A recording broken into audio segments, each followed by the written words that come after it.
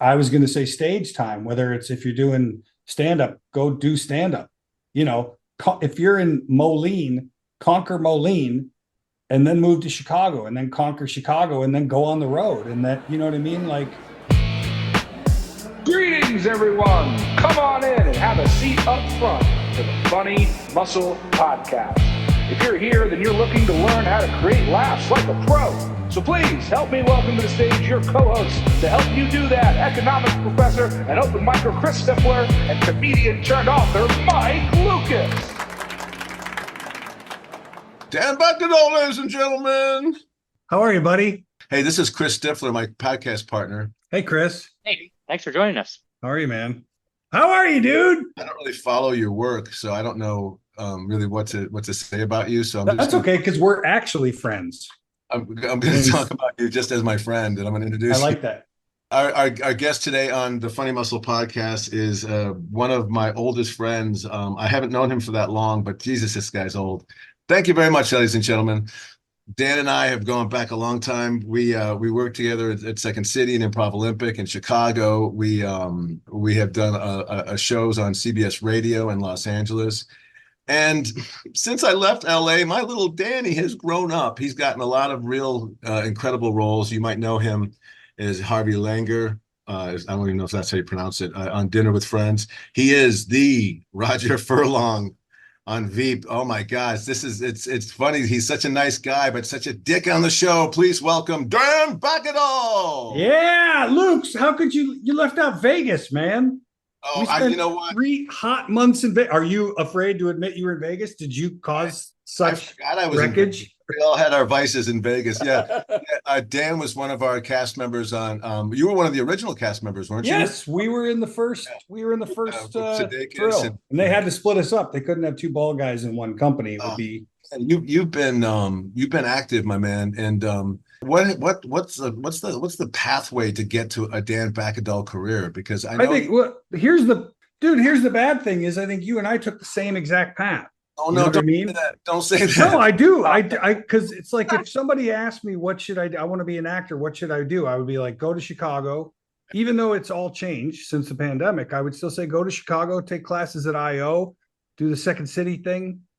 You know, and that's your best shot. It's a very easy door to go through. You could also go to New York and do UCB, but I went to Chicago, so I would tell people to go to Chicago, and the rest is not up to us. Right. It's somebody else comes in and goes, right now we'll use an angry bald guy.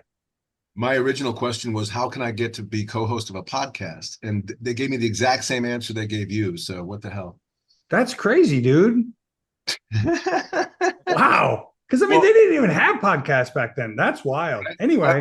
I was a futuristic thinker. I was saying to them, how could I bring radio to my desk so I don't have to drive downtown LA? How can I do AM radio, AM talk radio, but in the modern era? Dude, the thing I keep telling people that you did, it's the funniest thing. And you've done so many funny things, but the funniest that you've ever been, in my mind, is on CBS Radio, cracking up with Gretchen and the Lukes. And you would come in and play the weird characters, and for my money, it was the funniest because number one, it wasn't scripted. Number two, you didn't see any of the preparation, the Weird News article, until you walked into the studio. And number three, you were forced to work with people who you may or may not have known, and you just immediately jumped in. Like, for instance, you played the Tooth Fairy's agent. T-Fay, does your manager here take a cut of the teeth, or how does that work? Yeah, it's pretty standard. You want to answer this, Bernie? Yeah, I mean, it's not necessarily a cut. What it is, it's defined as fee is essentially what it is. It's not like these teeth just call to us in the middle of the night. Hey, there's a tooth here. Right. A parent has to contact us, and they contact me. Okay. And they come in, and then I let them know, and then we show up if we can. So the two of you do it? Well, no, I mean, I drive. Oh, so you drive Tooth Fairy around? He drives. It puts the blinkers on. I run up, get the tooth. Leave some cash. Yeah, wow. As expensive as gasoline is right now, it's cheaper than fairy dust, which is what you need to fly. So you've actually been grounded because of this economy. Absolutely, yeah. So the fairy dust is no longer even a question. You've had your manager having to drive you around. I can't use the fairy dust like I did in the past. No. Wow. Talk about that role for a minute. Well, I got to say, that was one of those when I went, when the offer came in, I thought, well, this isn't something I would normally do, but I love the people involved, so I'll give it a shot. And then on the ride over there, because I was riding a motorcycle at the time, on the ride over there, I was shaken with this terrible fear, and it wasn't a motorcycle fear. It was a, oh my God, I have to actually do this. And then I got such a thrill out of doing it that it was one of those things that I don't know if you can still find it, but it's incredible work by all of us. We're playing it either before or after we talk about it right now. Oh, wonderful. Thank I'm you. going to spread it up throughout the course of the thing. Oh, yeah. You know what? Do we have it queued up by any chance so he can hear part of it? Because it's really fantastic. And what was great about it, Dan, was you immediately took made a choice of who you were. And do you remember, do you remember the name you chose for the? I have no, dude, when you wrote that in text and you were like, hey, we could talk about you being the Tooth Fairy's agent. And I was like, I have a vague recollection of us doing the radio show. Okay. And I didn't do all of them, but I did. No, you were the guest for that particular night. But I did a few, dude. I remember, I love that thing. I remember thinking, I wish I could do this all the time. Do you remember who played the Tooth Fairy? Probably. I remember I did something with Kakowski, and I did another thing with Craig was the Tooth Fairy. He was the male Tooth Fairy. It was brilliant choice making by the two of you. What was fun was you guys came in and immediately made those choices, and then there was just no backtracking for either of you, and then you just doubled down on everything. So talk about your ability to heighten so well. Where does that come from? And again, I mean, this is like, if you and I are having this conversation, I'd be like, what, did you get kicked in the head, Luke's? You know where this came from, but I forget we're doing this for other people. Well, and it's Chicago. Well, the podcast, to be clear, is for people who are brand new at trying to get into comedy. And I that's the thing. I got to remember, it's not just me and you talking. It's Chicago. How it works again. Together for years, dude. We could get together and have lunch to have this conversation. It was Chicago again. It was, I moved to Chicago with the express intent of going and working at the Second City, because I toured with a theater company out of college, after college, and saw the Second City, saw a main stage review that I thought was pretty bad. And I was like, I'm moving to Chicago. I'm doing that. Look at the pictures on the wall. Look at exactly, dude, which is what every idiot who ever goes to the Second City thinks I'm going to be the one that fixes it. I was there to fix it. And I came. Adam McKay actually went in there and fixed it, but that's a whole but that's what happened. Was I saw a show, then Adam did a show, and then I saw the first show I saw when I moved there was Paradigm Lost, which was Rachel and Jenna and Tina and Adsit and Allman Zulovic, and I just I went, oh no, they fixed it while I was gone. Shit. So how did it Frozen Herald instead of Black? I asked people, I said, hey, how did they get there? And they were like, oh, they all went to IO. And I went, oh, I'll go to IO then. And I went to IO, and I had some friends that were Improv Olympic. Dell was still there, was still alive. Yeah, he was still. And I was in level 1, and the air conditioning broke. And so they made us go downstairs and have class with Dell's class, and Sharna was going to take the night off, and Dell singled me out, but in a good way, hey, you're actually listening to what I'm saying. Why isn't level 5 getting this type of thing? And I'm sure I made no friends in the room that day. You never do when Dell points you out. No, but the good thing is, Luke's, 2 weeks later, I was interning at upstairs at the Armando show, and Dell was sitting at the bar, and I thought, perfect opportunity to follow up on that note he gave me, baby. And that went really well. I said, hey, so he had told Sharna, hey, I had a guy in the class the other day. I got to tell you, this level 1, this kid, he's really good. Oh, she said, who is it? And he said, I don't know, male pattern baldness, right? So I go up to Dell and I say, hey, Dell. Now, for those of you who don't know, Dell was the scariest prick in comedy, period. Whoever you're thinking of, you're wrong. It's Del Close. But I think I got an in because obviously I'm here. Yeah, I'm here to fix the place. Right. And I go, hey, Del. And he said, yes. I said, I heard you've been telling people I'm bald. And he looks at me and he goes, it appears I was right. And turned back to his drink. And I went back to his drink, right? That was it. And I went back to my post running the door at his theater. Fair enough. Yeah, dude. He was so great. Yeah. So that's what you do. You do that.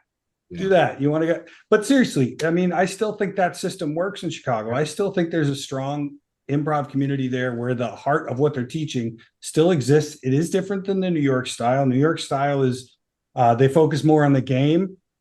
For them, that's the way to go. My style in Chicago was it's the relationship, it's the moment, I didn't come in with anything.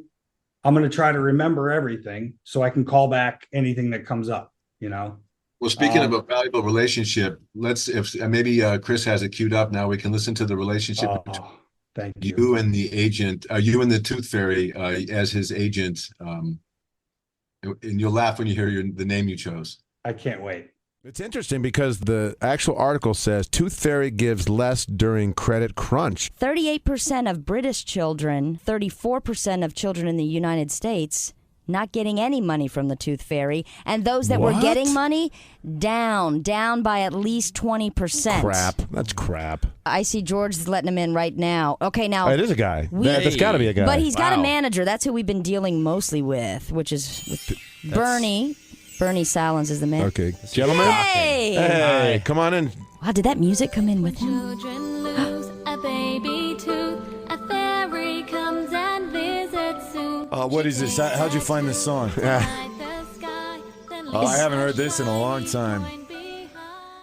Are you new now? I'm relatively new. Yeah, I've been doing this, I don't know, about 12 years now. Yeah, the previous Tooth Fairy was a woman, so I can understand that misconception. But because that's a lot of people would almost think it's a little creepy that a male fairy would come into their room at night and sneak their hand under their pillow. Well, there's nothing creepy about fairies. No, that's one of the great misconceptions throughout history is that it's creepy and there's nothing creepy about it. And that's one of the things we're trying to dismiss. One of the rumors we're trying to dispel here is that the fairy, as I call him, will be appearing this Saturday, which is tomorrow morning, actually, in just a few hours, in Canoga Park, cutting the ribbon at a frozen yogurt stand.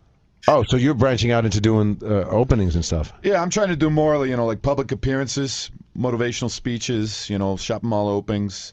I have a hip hop CD that's dropping November. We're working on mid-November for that, and we're going to try to coincide it. Nestle's got a brand new a Crunch candy bar coming out at the same time. We're going to try to piggyback to on coordinate that. with cavities and kids losing their teeth, and then the rap, and that's pretty interesting. Like all right there, just that series of choices you made there was great. The appearances, it's kind of hard to believe. I hate to say this, but it's hard to believe that it wasn't scripted. Like I feel like that was a scripted thing. It feels like such a real story. And you guys, well, that's what's great about the best improv. And I want to ask you about what you love about improv, because like when you're in the audience watching that, say you're at Second City after the Friday night second show and you're watching the cast and the other guests go on there and riff together, it often feels like you're watching scripted stuff. How is that possible? Well, I put it up to listening is the number one thing, right? I mean, we know that we learn that like it's not something we all think we're good at it until we have to do it with an audience watching, and then we find out, oh shit! Like I told you in the pre-interview for this, I went, you better keep me short because I'll talk more than I'll listen, and I don't want to do that. That's not true. That's not true. You're a good listener, and that you could tell in that. Like you were listening to what Craig was saying. Craig Kukowski was the Tooth Fairy, and he was just announcing, like he began to expand and sort of widen what he is as the Tooth Fairy, and you immediately knew I'm his agent, so therefore I'm getting 15% of whatever it is, so I know all about it, and I'm going to talk about that part of it, and this was brilliant. Well, thanks, buddy. I swear to you, I think you gave us the Tooth Fairy and Tooth Fairy's agent bit.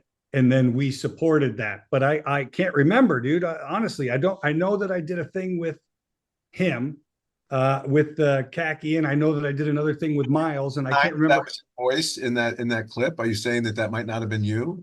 It's possible that might not be me. I can't remember what the name. What was the name? Bernie Salins. Bernie Salins. Well, the amazing thing is that voice is the voice of my accountant, Rob. That's great. That's exactly what he sounds like. He sounds like that all the time. And the thing is, when you listen to Rob, you don't think, oh, this guy's doing a weird accent. You just hear Rob and you think, well, I know where this guy's from. But I do it and it becomes a weird accent. It's like, no, especially in audio. Right. That is the entire character. Joe Canale is a Second City guy, an IO guy. We did a podcast together and it's all improvised. And we used friends in town to come in and play scenarios, we would say, okay, you are, forgive the example, it's the first one that comes to my head. You're Hitler and you're talking to Jesse Owens at the Olympics in 36, right? And yeah, so go and let's see what happens. And Kevin Dorff is Hitler and Dwayne Colbert is Jesse Owens. And they have this conversation where Hitler's basically like, it was a good job. You want to, maybe you and I have a little race with blindfolds backwards, and Jesse Owens is like, man, I wouldn't walk backwards with a blindfold on around you for all the money. Like, it's just beautifully improvised. And afterwards I go, I can't take any credit for that. I gave them a scenario and they improvise this really cool thing because they're trained in that art form. Now I know a lot of people don't dig it. I get it. Bad improv is bad. Bad stand-up is bad. Bad TV is bad. Bad music is bad, but we don't, it seems like stand-up gets lumped into, oh, I don't like stand-up. It's like, no, you don't like bad stand-up. Oh, I don't like improv. No, you don't like bad improv. And it's hard to get anyone to do it professionally because they don't pay us enough, so that's the problem. And stand-ups do get paid. It's easy to do. Bad improv is what a lot of comics do. Excuse me, at the end of their show. Yeah. They'll get up there and they'll play a game of freeze tag, or they'll you be my arms, and they'll suffer like someone who has something in their throat. Hold on. Yeah. There's the Lukes I know and love right there. If we only had Eminem playing in the background, we're playing a video game. There he is choking. I wish it was on weed, but it's on spit. I know. Oh my God. Way older. Have you ever tried stand-up? Oh, yes, I did. When I first moved out here, I guess it was around the same time we were doing your show, the radio show. I had a friend who moved to town and he was like, I'm going to try doing stand-up. And I was like, I've always wanted to try. And I don't want to find out, you should have at least tried. So let's do it. And Flappers had a, an open mic. And then they also had I don't know, it was almost like note session afterwards. Right. And I, look, my first time up, I swore at an audience member. I was like, fuck you, dude. Just being charismatic, I thought. And it's like, no, you're alienating the audience. This is not Second City. Your picture's not on the wall. They don't know anything about you. They didn't come to see you. They're probably another comic, honestly. So anyway, I did it 3 times. You should be me up there. Yeah. Well, I mean, it was it's an open mic. So the audience is all people who want to get up. And then the third time I did it at Second City. They had a show where they had kind of like Armando, except instead of a monologist, they had a comic. And so I did it. And I did the routine I was working on at the time. And I discovered that I just didn't have the discipline. I knew that it was going to take work to find where the good stuff was in the ideas I had. And I just didn't have the discipline. I was like, I already figured out how to get laughs in front of an improv audience, doing no work. I'll just keep doing that. Yeah. Do you remember what you talked about or what your gig or bit was? Well, the one, I had a racist grandmother, so I wanted to talk about my racist grandmother. I never said any epithets, but it was definitely not the type of routine that was probably going to work, especially for a new guy who's trying something out. I was trying to make a comment about something and it's like, nope, save that for sketch comedy. But and then the other thing was, the thing is, I said my last name is Bakkedahl, it's Norwegian, and this guy goes, "What?" And I go, shut the fuck up, right? And I remember that's a total improv theater type of game. I'll tell the audience to shut up, and they will, and they'll know that they're not. But this is more like you're being an asshole to an audience member. And I just that was it. I just was like, I don't think I could do this. Yeah, dealing with hecklers is a real art form in itself. And talk about the need to listen. If you listen to your heckler, he'll tell you or she'll tell you, not just what I said, but why I said it, when in the show I said it, what about me makes me say something like that. And you could just read so many things into that. I take all of those things and I yes and all of them and make them so much part of the show that they're like, that's enough, man. That's you know what? We don't want to help anymore. We just want to listen. We just want to watch the show. Yeah. Right. It's brutal, but it's fun. Well, now you went from this improv guy in Vegas at the Flamingo with us, and you were wonderful in that show. That show was a combination of sketch and improv and music, and some brilliant original ideas that we concocted. Right, that they would or would not take because they were or were not offensive. Yes, exactly, or funny. Yeah, that a lot of them were lacking that for sure. And that's the well, yeah. Talk about that. Like writing sketches out of improv is a real art form in itself, and a lot of good writers tend to be that. We talked with Rich Tellerico on the show, and he is one of those guys. So how do you write scripts for the things that you're in? Do you pitch them, and how do you take improv and use that to advance that art form? I haven't had a lot of luck writing and selling. I sold one script, but yeah, I mean, Kevin Dorff told me decades ago, he was like, dude, you're already writing. You're writing in your head before you say it out loud. Just do that onto the page. And I was like, yeah, but an audience, it's kind of like now, for on-camera work, you're doing a lot of self-tapes. So you're taping at home. There's no audience. There's no stakes. There's no traffic. There's no parking. There's no waiting room. There's no anything. So the stakes nice are in a way, but that's also some people love it. Some people it's challenging. very liberating. For me, it's been the lack of not only what I know, but that connection, that audience, right? So, it's hard to make that transition to a piece of paper. But what I do instead is I have a friend who's a great, TV director and film director, and she was like, just write the short story of the story you want to tell. And so I wrote the short story of the story I wanted to tell. And then she said, now, make the outline that fleshes out what it is. So I did that. And now write those scenes. And then I realized like, oh, wait a minute. Yeah, of course. And of course I'm improvising while I'm doing it. My improv tendency is so strong that I will then discard the outline and all that shit and just start writing. And I'll write 150 pages and go, wow, I wrote 150 pages. Like, well, what's usable in there? I don't know. I'll find out. But I definitely, particularly with dialogue, and then my dialogue tends to change the story, and then I readapt or readjust. Is that a harder skill? Like, is it better to do it in front of a crowd where you're like, your brain's like in a flow state and you can be funnier? Like to be alone with a computer and a keyboard? Yeah, I really love the Second City technique, the Second City style of creating, which is, Michael bringing an idea, which ideally when you have the time for it, I don't know that in Vegas we had all the time for it, but ideally you bring in an idea, which is, okay, it's a bargain basement motel out in the middle of the desert. It's very close to radioactive testing grounds, but they want to do a TV spot, right? Now, in a regular Second City process, that's what we would bring in, and then we would get up and improvise it. But in our Vegas process, we had to write it. We didn't have the time for it. But in that longer process, we get up and improvise it tonight. It's caught on tape because we tape every set.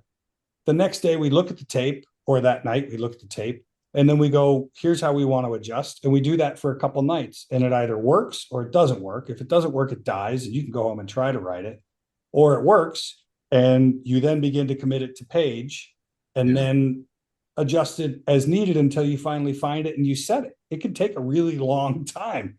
It's the reason the Second City never closes, is because the show is never down. They have a premiere night is the night that the last thing is out of the show and there's all new stuff since the last show.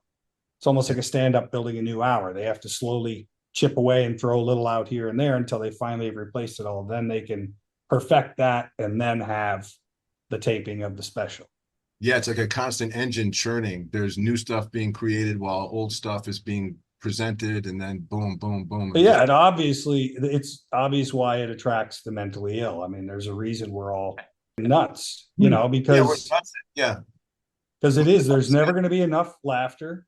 Yeah. And if I was in a stadium getting a laugh, I'd be like, oh, okay. Well, I've played really big places, not stadiums, but I played really big places where we got huge laughs. And I kind of go, all right, you guys are just high on energy.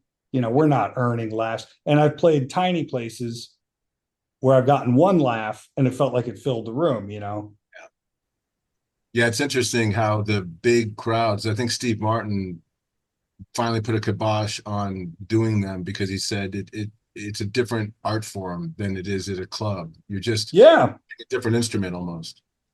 Yeah, I was never really a big fan of Dane Cook, but I feel like he did that really well.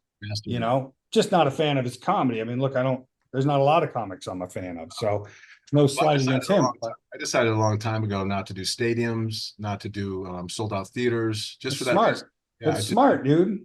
I'm going to do mics on Tuesday that has like 9 to 10 people in it, and then I can really get a word in. Yeah, dude.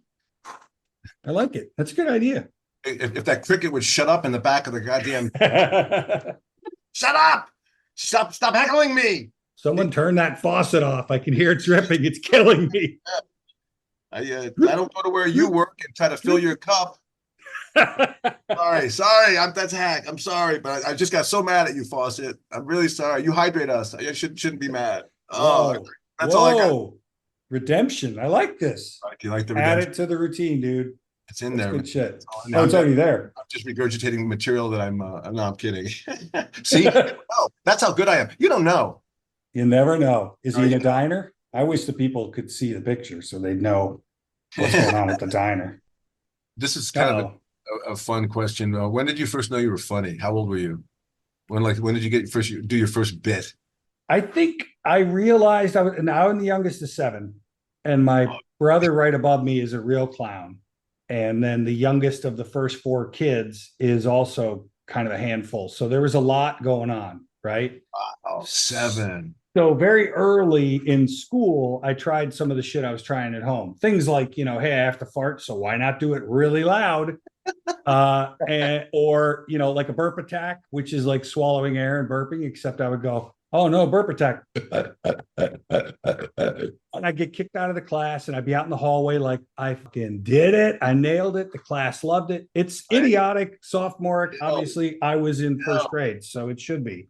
Right. But I knew then I already knew from home what a reaction was like, but I found out what group laughter was like there. And so the rest of my school career was that, detention, getting kicked out, being told to sit up on the front row and still managing to give the teacher a nervous breakdown.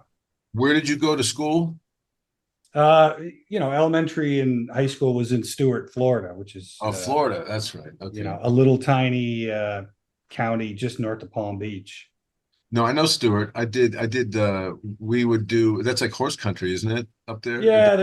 You name it. They've got a ranch different. It's kind of horse country, but yeah, the whole center of Florida is that, and for some reason we have a central Florida gig there that we had to go and entertain those people. And I remember they were like Florida rich.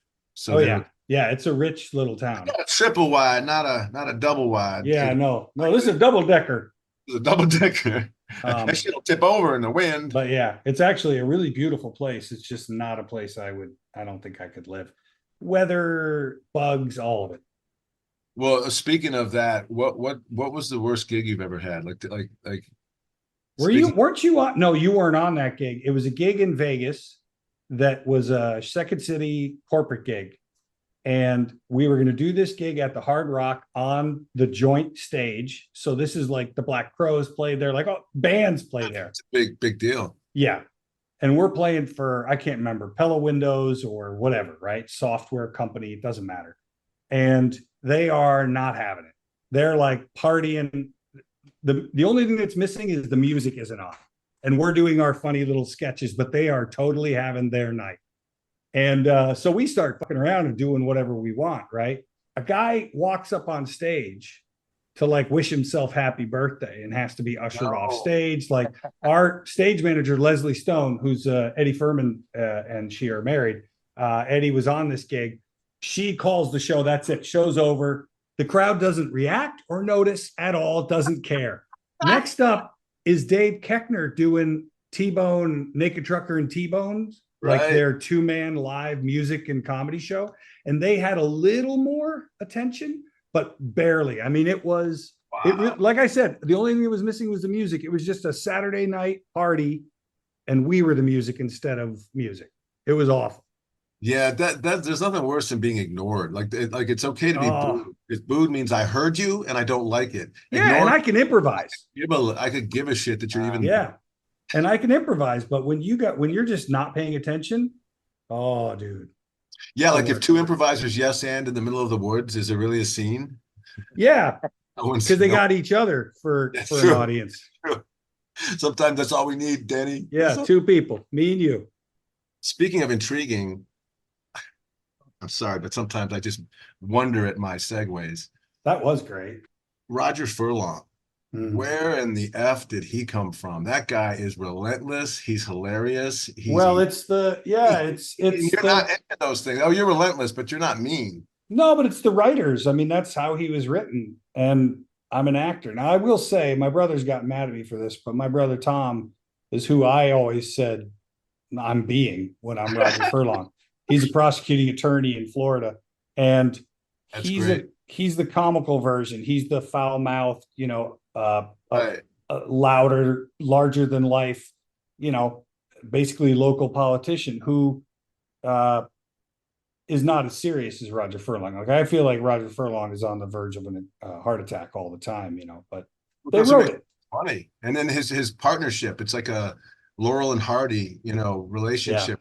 Partner. I'm sorry, Ollie, I didn't mean to do that. I'm too chubby and I'm awful. Yes, you are. Yeah. Very much so, indeed. That's it.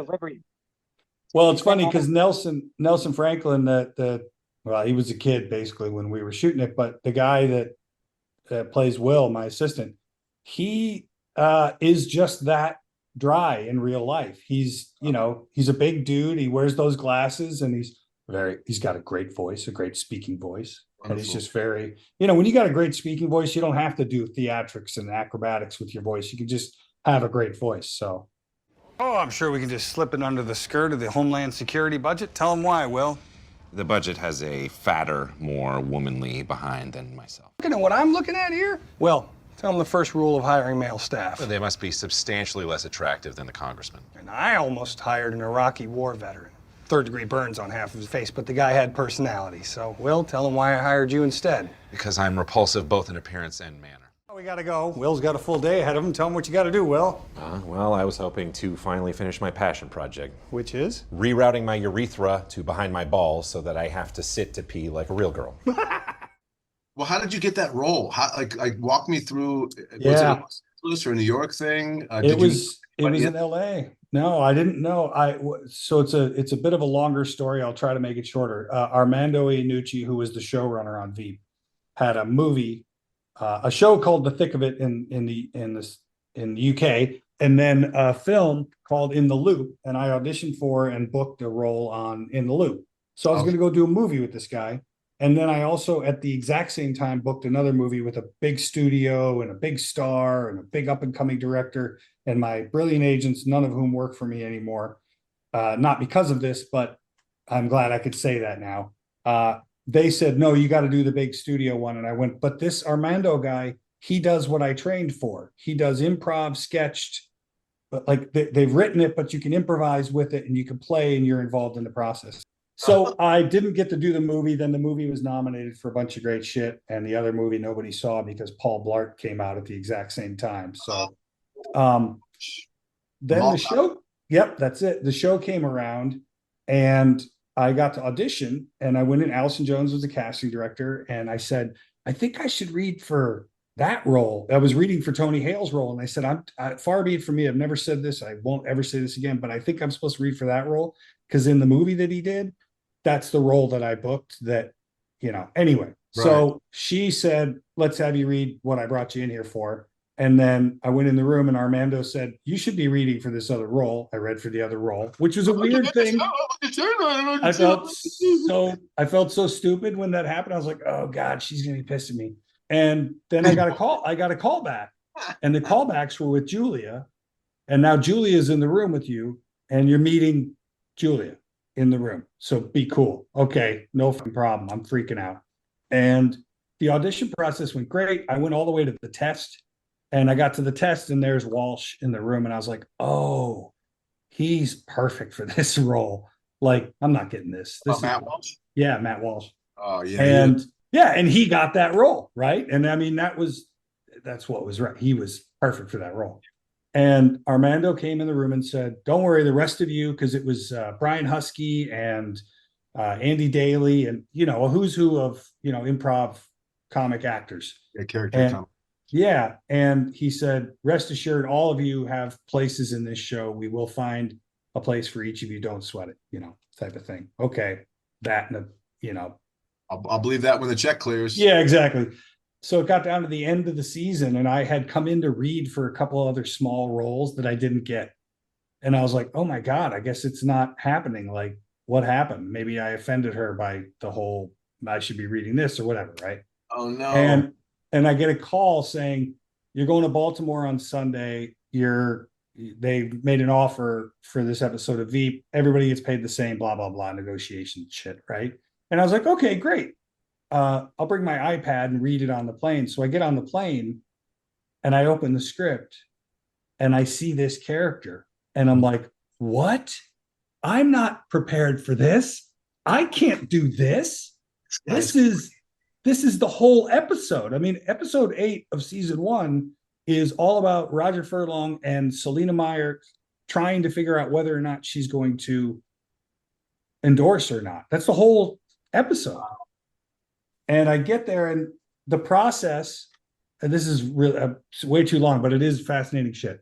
The process on VEEP was you'd get to town, you'd go to the production studios, which were the old Greyhound bus station in Baltimore, and you would sit down and have bagels and whatever and do a table read where we'd read the whole script.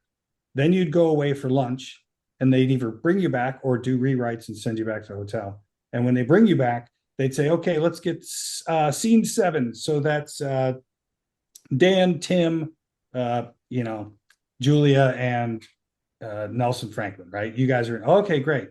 And then you get up and you read through it on your feet. And then they say, throw the script away, just improvise, play, do whatever feels right in this scene. The role I was born to play in that respect. So that's the full story. The rest of it happens because they wrote amazing stuff.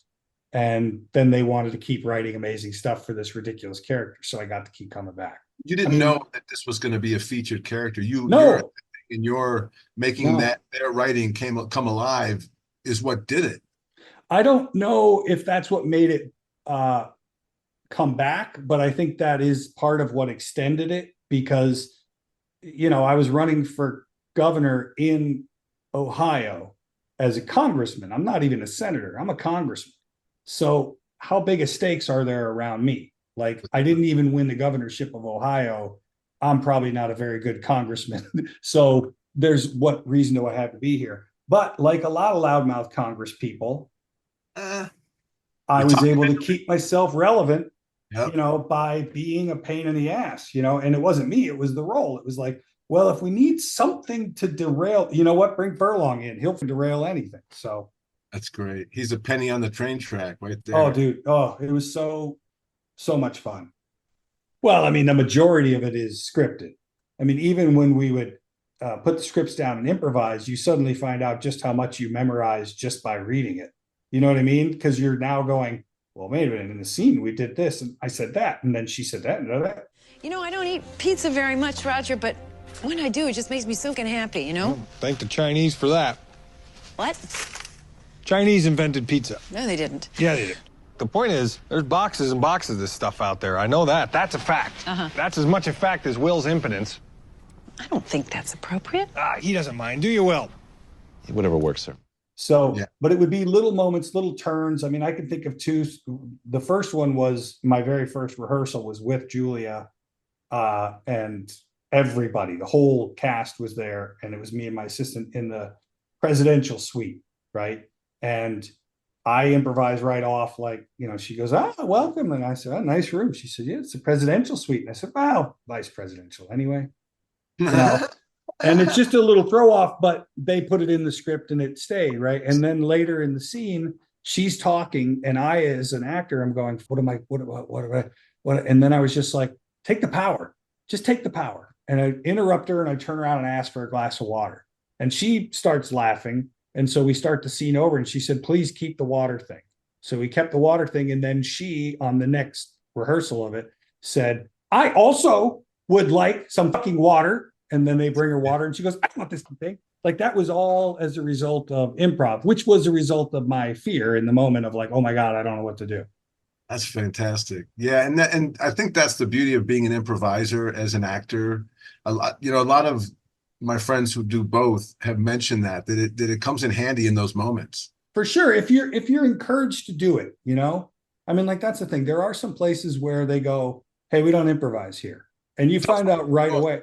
What's one of the projects you worked on where it was all scripted, and it was one of the big movies I've seen you in that your head pops into my screen and I'm like, oh, there's Dan on my. No, but I mean, like, yeah, I did a movie called Agent 47, which is a hitman, movie. And yeah, that was all by the script, but it's a drama, so I expect that. I'm surprised when it happens in comedy because I feel like, God bless writers, but I feel like there's a moment where it's like, don't feel like your idea is best. It's best idea wins to raise the level of the show, not to raise someone's ego. I'm not doing it for me, but I'll never improvise without permission. Life in Pieces, we improvised a lot and it was always encouraged, but it was after we got what we needed. And that's also what happened on VEEP, because once we would shoot it, they were letter perfect. Don't change shit unless it's we Britishized the term, so make the American choice, but tell us that and then add it in. Otherwise, it was, strictly scripted. And then they would say, okay, let's do just play. What do you like doing better? Do you like doing TV or shooting movies? Oh, TV for sure. What's funny is TV was what I always wanted to do. I don't know. I just loved it. I came home from school and I watched the Munsters and the Addams Family back to back. And when the Muppet Show started, I was the perfect age and I had a show that I could love to watch on whatever it was, Sunday night or whatever. Like TV was just always a big part of my life. We had a big, huge Betamax TV with a Beta 1 in it, 1 hour tapes. And I could watch anything. We had bootlegs of Jaws and Star Wars and all this shit, Grease and all these old movies. And I would sit and watch the movies and watch and understand the timing. And now I know why that's funny. And I would watch SNL, even though I was way too young. And I just was drawn to performance. I was the youngest of 7. I was performing all the time. You got to dance for your dinner. What's the best gig you've ever had? Like if you had to just talk about the perfect gig, and not because of the money, because I know that no. Variety and some of the best gigs don't get paid as much as dude, the best gigs, one for the real. Yeah, the best gigs were definitely the worst paying. I mean, the best yeah, that's what I mean. I think my favorite job I ever had, and any job that I'm going to look at favorably, is going to be with rose-colored glasses, because it's in the past. I'm sure there was a moment where it was like, fuck this place, fuck these people, I'm out of here. But legit, with Jim Jefferies is probably my favorite experience creatively. I mean, Jim's a brilliant writer. I think anyone who's trying to get into comedy, go back and watch the history of Jim Jefferies and watch how he has changed as a comic. He hasn't so much changed as a person. I mean, he doesn't drink anymore, which is amazing, but he doesn't, his comedy has continued to push forward. But his stories on that show were the perfect mix of body, college humor and real touching, like family of choice over family of origin, right. Like, because I play his best friend, and then DJ Qualls plays my little brother who's got muscular dystrophy, which is a real story from Jim's life. He had a friend. Wow. And it's all about these guys getting to feel like they have a life, even though this one's divorced and his wife and kid moved to Ohio, and this one has muscular dystrophy, and this one is a stand-up who feels like he's a piece of shit and wants to figure out how to be a better person. I think it's, it's the show I can look back at and go, there may be moments or episodes that I wish we'd have done something else, but like for the most part, I feel like the story of that was perfect. It's cool. It's a great story. It makes me happy that Jim Jefferies corrected his path, however he did it, for himself, of course, first. Yeah. For his fans, like if you're drinking too much or you're partying too much, it's good to steer a different way, because That's one of the things we always emphasize is if you're drunk on stage, or if you need to be drunk to perform, then you're going to always have to feel that you're going to have to do that. And so then you have to recreate that buzz. And then you're always playing that line of too far, too little. And that's so good. Your mind should be focused on the work. Yeah. Say what you will about anything else about him. Eric Clapton once said, "You never got my best," because he was wasted when he was making and inventing and creating. And then later he was sober and older and, replaying those things. But when he was really creating, he was creating through a haze. And, look, I'm not going to try to take that away from anyone. That's part of my story. I had a bad drinking problem. Yeah, and I had a great drinking problem. Mine was fantastic. It was it was, you would have loved it. I was a professional. I think our drinking problems were in the same room a few times. Many times. In fact, for about 3.5 months.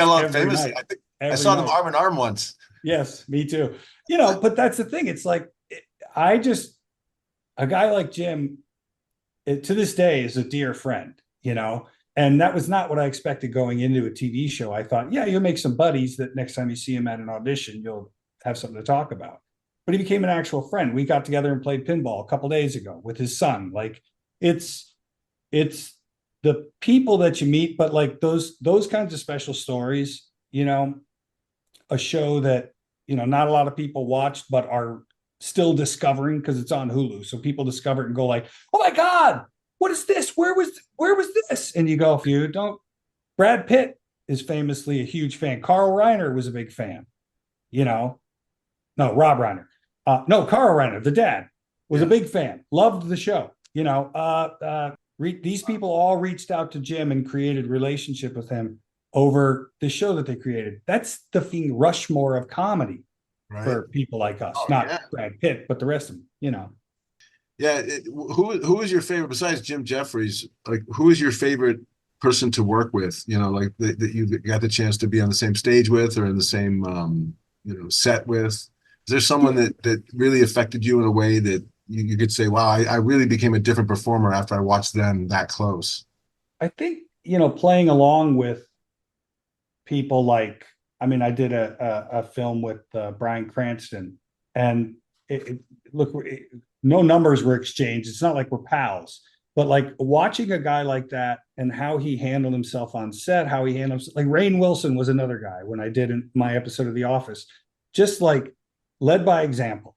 Like, you're a guest in my house, I'll ask the questions, I'll keep you happy, and you'll be comfortable, and where Crafty is, and if you need her, Marion's over there, she'll take care of your wardrobe. Like, made me feel comfortable in a way that I didn't have to go, holy shit, I'm sitting across from Dwight Schrute, or oh my God, it's Walter White. It's like, this is a person who's also doing this job and knows what it's like to sit in your shoes. On the other hand, I've worked with people who couldn't have made me feel less welcome on their set as regulars on a show. And I just went, oh, dude, I would love to name those fuckers, but they're too rich and powerful. Right. You know what I mean? Like, they'll take down this podcast, and we can't afford that. There's too many. But you know what I mean? It's like, we talk shit about these people who are these, this level where they really are untouchable in a way, because they're not doing anything sexual. They're not being abusive. They're just assholes. Yeah. And you go, yeah, you can't name them because then you look like a prick, but you can name the people who are nice. And I think that's better. Yeah. Well, I think so too. And that's always how you've been. And I've never seen you trash talk anyone at the theater. And I certainly don't expect you to do that with, just one name. No, I'm kidding. Yeah. Okay. Seamus McCarthy. We all know. I'm kidding. The worst. Seamus, my buddy. Seamus is listening. Seamus is listening to this. Yeah, well, especially knowing that Bax is on the show. Yeah, he's like, I want to see if that gives me any credit. I'll tell you what, he won't say anything about me. We love Seamus, and Seamus was one of the best to come through Vegas. Man, he was great. He was the Rock. Well, we're talking about him like he's dead. I think he's still alive. Yeah, he's still alive. I'm sure he's handsome and full head of hair, all that bullshit. That's what killed me about Seamus. I'll do just one word: bangs. Yeah, man. Bangs for days. What advice? See, like I said, we try to gear our podcast towards new people who are trying to business, and it's really helpful to get advice from people who have sort of broken in. And I know that you're always looking for more work. So I get that that's a big advice as I keep looking for work and setting yourself up for work. But is there anything else that someone new can do to get themselves in a position? But you know what I mean? Like, is it classes? Is it books? Is it work? Honestly, these days, I'm not sure. Well, I mean, like, I think I was going to say stage time, whether it's if you're doing stand-up, go do stand-up. You know, if you're in Moline, conquer Moline and then move to Chicago and then conquer Chicago and then go on the road. And that, you know what I mean? Like, I feel like there's a logical path. Just look at whoever it is that you go, that's the fucking dude. Look at their path. Now try to follow their path. You know, that's what I did. It's interesting because when we were starting out, there really was no internet. There was no way to Google No. those. No way to search them and see them. You'd have to either go to the library if they had anything there, or you'd have to just go live and ask questions and talk to them. So now you really have no excuse to not do research on the path to the best, quickest success. Well, and with an amazing camera in your pocket and the ability to get great sound for very cheap and a platform to put it on anywhere, whether it's audio or whether it's video, you know, you can make the thing you want to make. There's never enough audience. So stop thinking that 12 is not enough, because 1,200 isn't enough either, nor is 12,000, because somebody else has 12 million, and you're always going to be chasing that fucking dragon because you're mentally ill. That's the point of the podcast today. Then you'll be chasing the NFL. Yeah, exactly. I think it's, remember it said Steph Weir had the quote in the bathroom on main stage that said, "Bloom where you're planted." You know what I mean? And I know it's old and it's hokey and it's whatever, but she's brilliant. And it's true. If you don't enjoy where you are, you're not going to enjoy where you go, because you're still going to be there. You know what I mean? Yeah. And I realized that constantly. Every new person I dated, every new city I went to live, there was always a jerk that was in there, and it was me. so I finally had to change that part of it. And it was amazing how everyone else around me was nice all of a sudden. Yeah. Chris always has a question we like to ask every one of our guests. I'll ask you about your correspondence on Daily Show and how that worked. Oh, that's not what we ask every guest, but that's a good one for you. I wish it were. That would be a great every time question. And then every now and then it's like, hey, even a broken clock is right twice a day. Well, the Daily Show was a crazy opportunity, right? Obviously, it is what started my career. No matter what I did in Chicago, it was going to pale in comparison to getting a job like the Daily Show, especially at the time that I got it. Colbert was just leaving to start the Colbert Report. So it was Ed Helms and Rob Corddry and Samantha Bee, and Louis Black was there as a contributor, and it was a really exciting time. They were on like a 9-year winning streak of Emmys. Like, come on, this is great show. I always figured I was an SNL guy, like I'm more sketch and that, but you don't turn down an opportunity like this. And I got great. Yeah, and that's all. Is that riffing or is that all writing? No, it's all written. The field pieces are improvised because you write out an interview and then you improvise the interview with the guy in their house, which makes it a little more uncomfortable.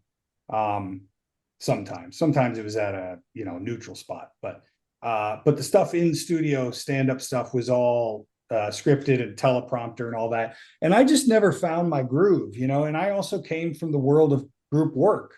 So you turn to your partner and you go, what can I do? I don't feel like I'm hit. You turn to the director. What can I do? I don't feel like I'm hitting it.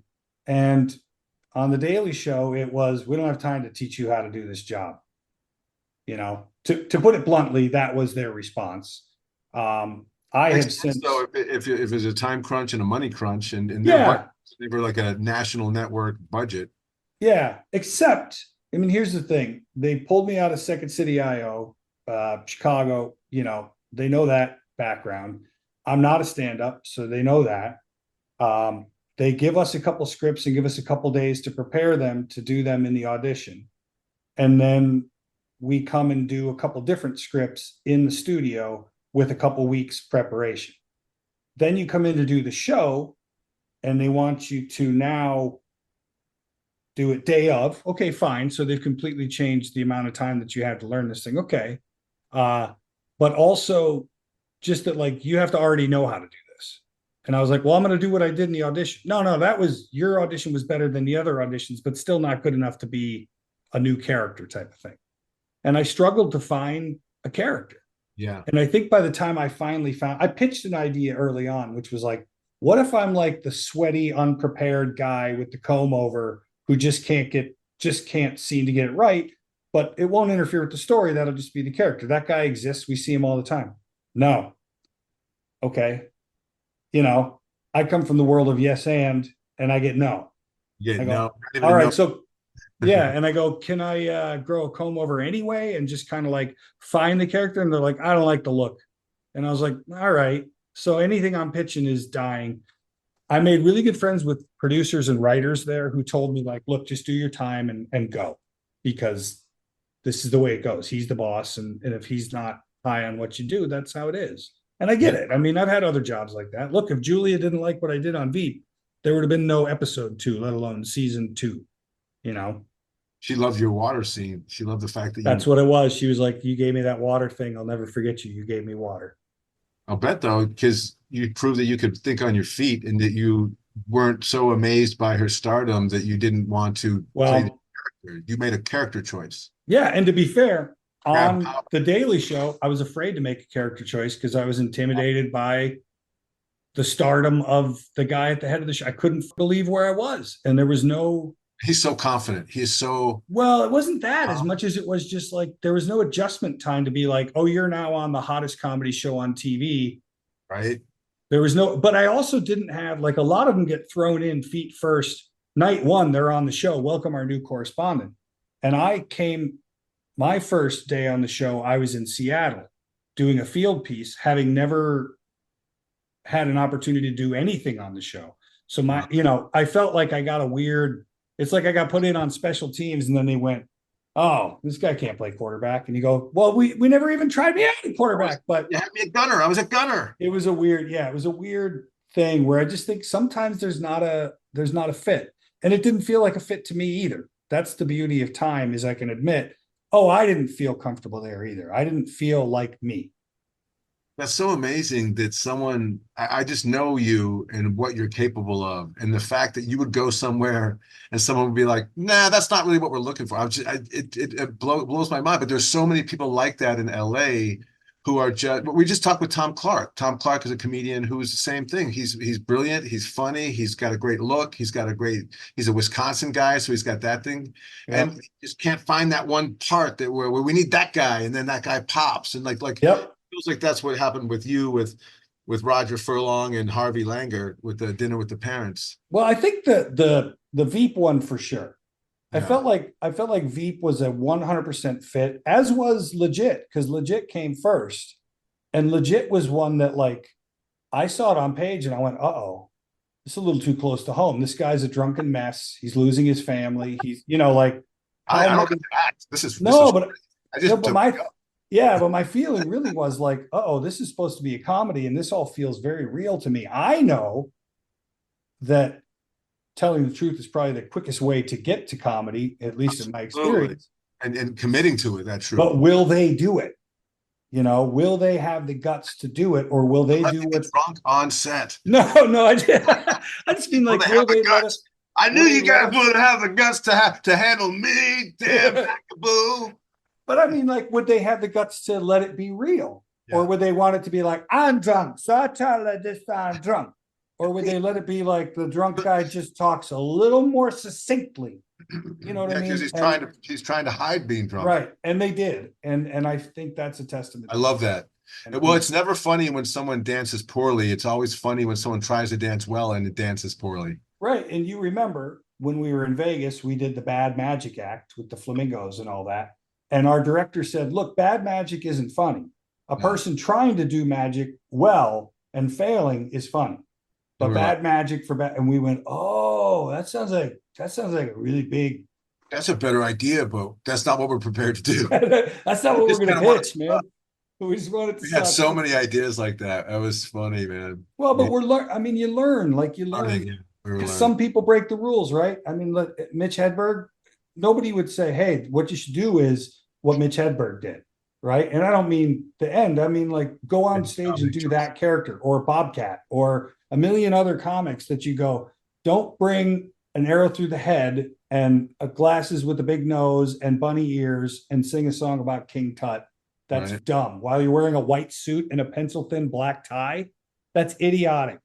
But well, that sounds to me like a wild and crazy guy, if you ask me. Precisely. He said he worked for one guy. Yeah, said he was going for originality and comedy, and fame just sort of was a byproduct of that. He was never trying to go for fame. And I was always like, oh man, I wish I could say that honestly, but I really want to just be famous, man. What's it like? I don't know. Are you asking Steve Martin? Because you should ask Steve Martin. Look, man, I think that like that was the point all along. That was what the teachers were telling me in college and in Chicago. They were saying, be original, but be honest. Be truthful. Trust that your originality is going to be enough to make it actually original. And, so I tried, what if I just act in improv? What if I just pretend that it's actually happening instead of I'm in an improv scene and this is a cup of coffee, but actually act like it's there. What will happen? And it turns out the audience went, shh, quiet. He's drinking a cup of coffee. And I went, this is incredible. And the first time I saw it was Mo Collins was doing a scene, and she was and her partner were opening up the kids drink those snow cone or those snowballs. They have the coconut. And so he was opening something up while he's talking to her, and you could see he was fitzing with the plastic, and he was struggling with it, and finally got it open. And he pushed his thing in, and he gets it out, and you could tell that some crumbs were falling, and he was catching the plastic, and then he took a big bite of it, and then he offered it to her. He was like, snowball, and the crowd just went nuts because we were watching. We all kind of knew what it is, talking, and then we finally figured out, oh, that's what it is, of course. And then we recognized the things he did, and we almost applauded him for his brilliant, well, we both know Bob Dassey, a Chicago improviser who's in LA now, but Object Work, so perfect. That guy, his object work was, I would watch him. They had a show called Trio when I first started. It was him and Rich Talrico and Steph Weir. And it was for the object work alone. You could have done a silent show. These guys were so adept, but Bob in particular. And passing things off to each other, where you put something down on stage and someone else knows to go later and pick it up in the exact same spot. And the audience clocks it, man. They know Chekhov's gun. You put it there and picked it back up. They know it's going to get picked up. Yeah. Okay, now I bet you Chris is going to ask you that question we ask everybody. When you're on the Tonight Show. We're always curious to give advice to new comics, and I'm like my first year doing comedy, so I'm always looking for. I have 1 hour a night to work on my comedy, and so I'm always looking for advice, tips, drills, exercises, or maybe from your perspective, like how do I if I want to improve my improv or improve my characters, even improve my voices. I got an hour a night to do drills. What would you tell me to do? Oh man, it's very specific. The hour a night, because I would have said what Dell said, which was read all the books, watch all the movies, all the TV shows, the good and the bad, read the scripts, all that shit. If it's just an hour, what are you looking for when you're reading and looking? What are you searching for while you're doing that? Just almost like a card catalog. Like, oh, I like that one. Stick that in the Rolodex and I'll grab it later, or in the contacts list or whatever, But if it's really just an hour a week, I mean, then it's specific to the thing. If it's stand up, again, with very limited experience that I have, I would say, one, you should be doing a lot more than just 1 hour a week. You should be doing an hour a day. Friends of mine that are writers on TV shows and shit, before they got those gigs, they were writing an hour every day. Kurt Vonnegut said it too. Even if you sit at a keyboard and just type www for an hour, you typed for an hour. And just on Chris's defense, he did say daily that he does. Oh, daily. Oh, okay. Way to defend him, Luke. Well, he defended me, but okay. Your Honor, good, I just good. Well, good. You were slamming him for being a once a weekly, and I know this man. I think it's he busts his ass. Open the document and start typing. And if you have an idea, start typing with that. If you don't have an idea, type a list of ideas. Yeah. Just come up with stupid ideas. I often, when I'm in a position where I got to come up with something new. I'm like, okay, what's a relationship that I understand, that I relate to? Not Not, okay, so 2 astronauts, because I'm not. So let's just stay out of it, right? Nobody's going to buy that from me. So I go to some part of my life. Oh, it's about my family. Well, there's 7 kids, and we were in the 70s in like this, weird affluent neighborhood in Florida. Like, that would be kind of a cool animated show. All right, I'll write that down as an idea. What else? Just kind of going through my own life. And I suppose the same thing in comedy, but a lot of people I know just carry around a little notebook and make little notes, and then later crack that notebook open and try to pick one thing. And every day try to expand one thing, even if it's the same thing 6 days in a row. That's good advice. Yeah, and you're always constantly mining for did I just see a thumbs down? Did somebody just maybe it looked like I did. I don't know. No, there was it looked like on the screen a thumbs down that came up right after you finished talking. Was that Chris responding to your fucking advice? Yep. Ooh, notebook. Ooh. No, Daddy don't write. Daddy don't. No, that is good advice, because you always have to mine for these things, and you don't always find the answer right away. And sometimes you don't connect the worlds that are sort of disjointed in a way that's funny until you begin to observe those worlds and collect them. So good. It's good advice.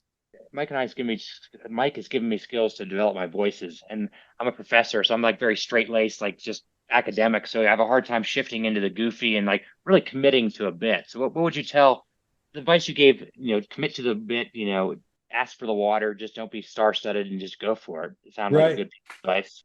Yeah, I think when it comes to like voices, I think that Tooth Fairy's agent thing comes to mind, where it's like, I know this guy Rob whose voice is not believable, so I'll do Rob's voice. But I also know like my brother is like my voice, except more nasally if I'm going to do my brother. And then it's very easy to go into like, I could do Ray Romano from there. Like, you could find like in a character, what is the situation? Oh, I'm dopey. All right, then it's okay if I kind of talk like this for the scene, because the guy's kind of dumb, Actually, that doesn't sound very dopey if you ask me. Yeah. But it's like, I'm pretty sure. But it was also, it's repetition, right? It's all those hours that we did in Chicago on stage where you're either in a class or in a show or a rehearsal, and you're improvising. It's just repetition, finding the things that work. That's one of the things Miles Straw gave me as a teacher and as a collaborator, was like, you just keep doing it. You just keep going and going and going. Like in our show, we did a show back in 2000, 2001, a 2-man show that we would create 40 characters and 60 scenes in 1 hour, just 2 guys, and sometimes there's 10 of them in a bus together or whatever, and keeping them straight was one thing, but creating new characters was as simple as just like suddenly talking like this and you're sitting in a different chair, and we all remember that lady or guy sits 2 rows behind the big Texan with the hat and the little kid who's kicking the chair. Like, it's just, we had repetition. I think that's the thing. Try it and see what happens. What's great about those voices you just did, and this is what I was been talking to Chris about, because we've been doing like a lot of sort of workshopping on the voices and things, is those were all like, you weren't trying to imitate someone's voice that we know. You weren't trying to make your voice not sound like your voice, but it sounds to me like grabbing an emotion or a choice of some kind of a desire and then becoming that, like, vocally. And talk about. I feel like it's like animation. Like, for me, animation has always been such a big part of my viewing life, not necessarily work life. I've wanted to, but haven't done it. But watching it and seeing how Dan Castellaneta, for example, can do Homer Simpson, but then he can do Homer drunk. Then he can do Homer as a Japanese icon on a commercial. And then he can do Homer's dad, and he can Homer's dad young, Homer's dad dying, Homer's dad coughing. Yeah, and on and on and on, right? And I looked at that and I thought, how are they doing that? Like the desire to try to do it. And so in my early improv days, that was a huge part of what I was doing, was all characters.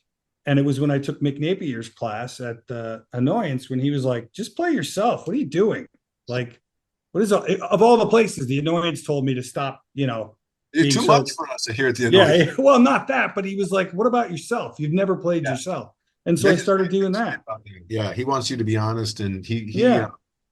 he once told me, you're taking too much care of everybody else on stage. Just figure out what you are and be that, and then don't worry about everything Yeah. else. They'll take care of what they got to take care of. Yeah.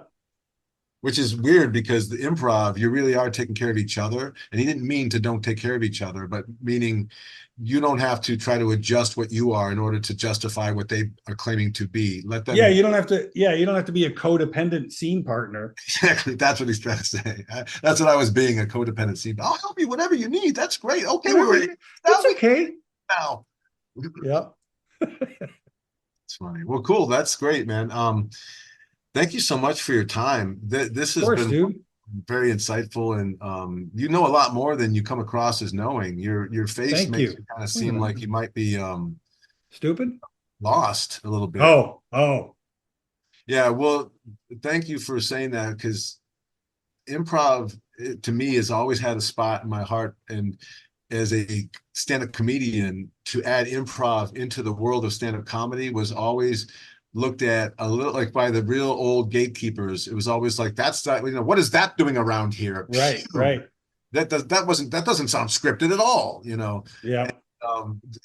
But I feel like when you're as a good stand-up, you can do your jokes, and then you can go to act outs, and in those act outs you can set yourself up to do an act out that's pre-rehearsed, but then you can also open up to improv within that act out, especially depending on if the crowd has given you other elements that you can throw in there. Yeah, I was gonna say it's listening again. Yeah. All about listening. But it's not just about listening, Dan. It's also like what Craig Kukowski's great at, is listening, what you're great at. It's listening and then filing that away, and then being able to access that. What I was always awful at, and I think you can probably back me up on this, was names. I always forgot names in the scene. And then I'd be like the guy in the scene going, tell me your name again. I like an office worker. Yeah. Dan, I mean Don. I meant Don. That's what Dad. And then you have to improvise around my shitty memory. Oh, that was tough. And then Kukowski could remember historical names. He could remember the vice president of the third,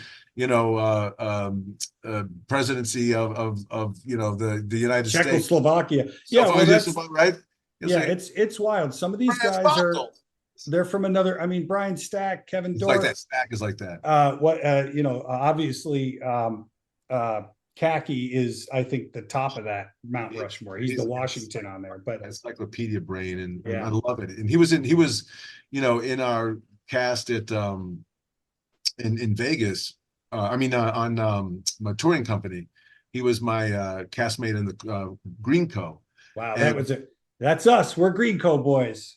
Right. Yeah, you're Green Co. too. Yeah, and it was amazing traveling with him and having him.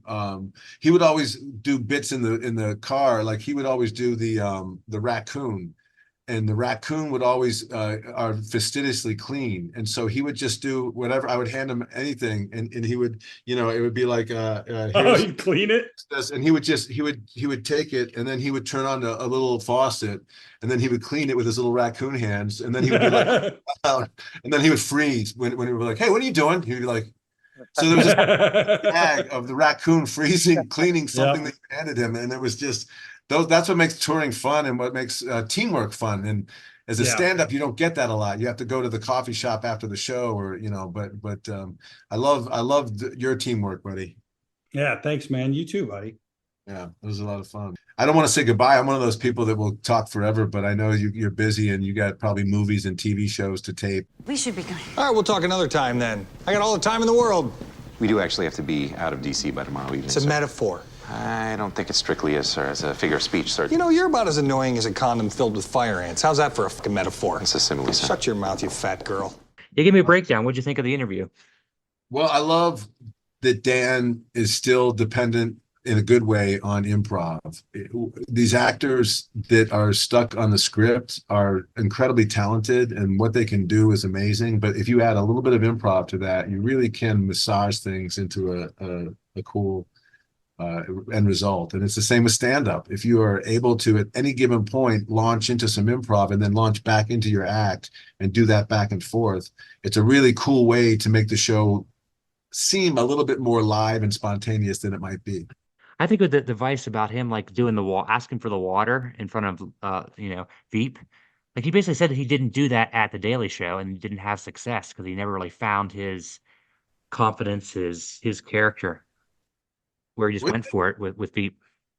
It takes a tremendous amount of confidence to do any of this. I mean, let's be honest, to stand in front of strangers with everyone's attention on you and to speak is difficult. To speak and expect them to laugh is even more difficult. And then to have cameras and a camera crew and a lighting crew and a makeup and costuming crew all waiting around and watching you and maybe even a studio audience, it can be really intimidating. So you have to really be comfortable and confident when you're in that position.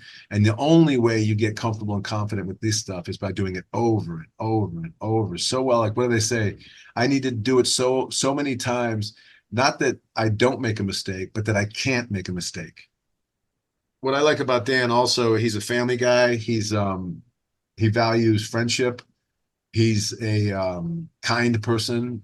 Whenever we were working together, he was always really thoughtful but just so creative, man. He's just, the way his brain works, he's immediately just a heightener, and he just immediately heightens. And so whatever you say to him becomes brilliant through his lens. And that's something that's really cool. And then if you're equally as brilliant, whatever comes out of him that he magnified of yours, you can magnify even more, and it's exponential.